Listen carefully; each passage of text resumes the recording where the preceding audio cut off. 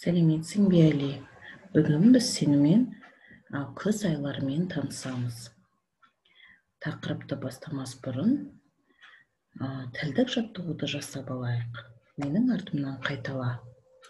Үз, жаңбырлы күз. Рақ, саулайды жапырақ. Ел, соғады жел. Іс, піседі жеміс. Дай, жинаймыз бидай. Жақсы. Енді күз айлар туралы мәтінді мұқият тыңдай ғой. Күз керемет мезгіл. Күз айлары қыркүйек, қазан, қараша. Күзде сары жапырақтар жерге түседі. Олар күн шуағында жылтырап алтын сияқты көрінеді. Күз молшылықтың, байлықтың айы. Күзде жеміс-жидектер піседі. Адамдар егін жинауға кіріседі. Құстар жылы жаққа ұша бастайды.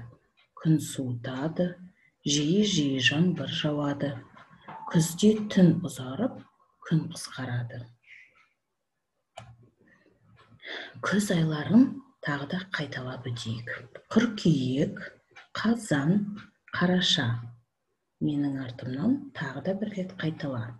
Күз айлары қыркүйек, қазан, қараша. Орысшасы қыркүйек, сентябрь, қазан, октябрь, қараша, ноябрь. Сентябрь, октябрь, ноябрь.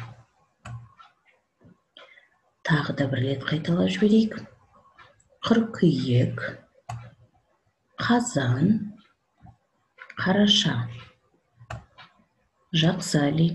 Енді сен тағы да мәтінді мұқият тыңда, мазмұнын айтып көр. Күз айларын қайталап айт, жаттап ал. Дәптеріне күз айларын көшіріп жаз. Күз мезгілінің суретін салып көр. Келесі сабақта кездескенше сау бол.